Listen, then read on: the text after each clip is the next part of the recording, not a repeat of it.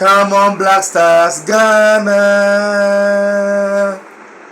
Come on, Black Stars, Ghana. This is the Ghana Black Stars of Africa. This is the Black Stars of Africa, the shining light of Africa, the club that nearly, but nearly they say doesn't kill a bird, took the continent of Africa to the semi-finals of the World Cup in 2010.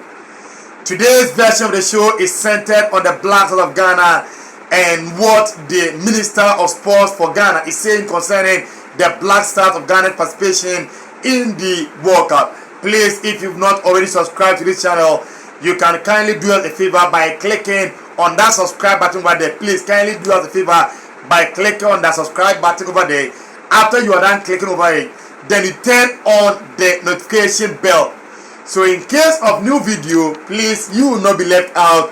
You'll be notified. And over here, we promise to bring you the best of the local content. Anything that involves Ghana football, we'll make sure the good, the bad, and the ugly, the highlights and everything, you have it over here on this channel.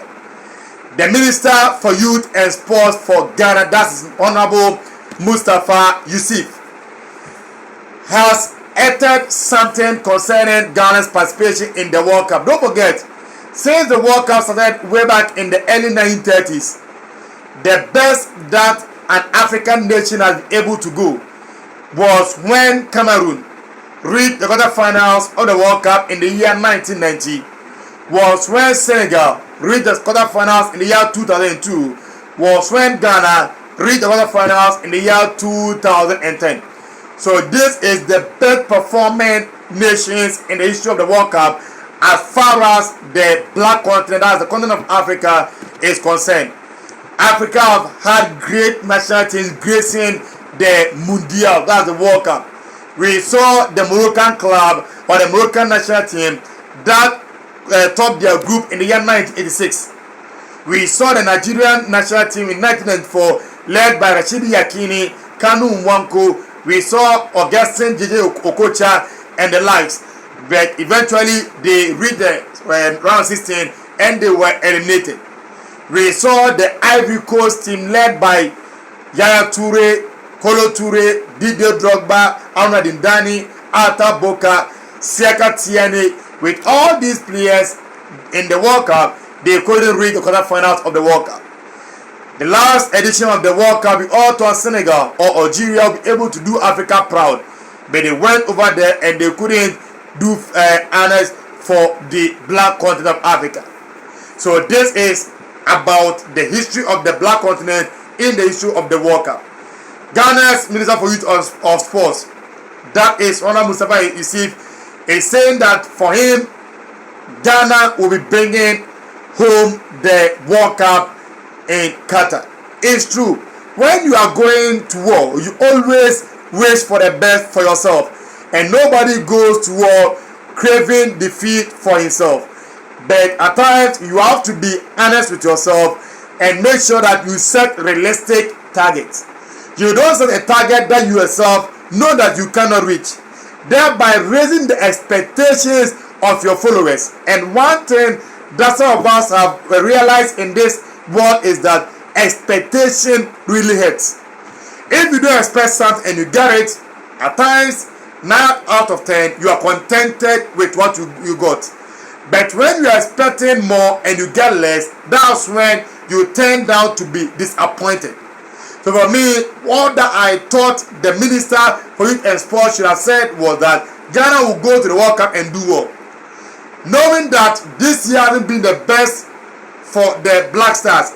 Don't forget, we went into the AFCON thinking that for the first time in 1982, maybe in about 40 years of being the wilderness, of not being able to hold on to the golden diadem in the AFCON, maybe we can be able to lift the AFCON for maybe the past 4 decades that will not be able to hold it. But we went in the AFCON and in a game against Comoros, lowly ranked Comoros, a nation that we thought they will be the whooping boy of the group, because being in the group of that is Gabon, Morocco, and Comoros, we all thought that the whooping boys of the group would have been, that's Comoros. But Ghana ended up being the whooping boys of the group. And knowing that the quality of the player that we have at our disposal is not up to the standard of the level of those creme de la creme of world football, of those that are going to meet in the World Cup. So when you know these stuff, you don't just set up any target, but you set, as I said earlier on, realistic target for yourself and your national team.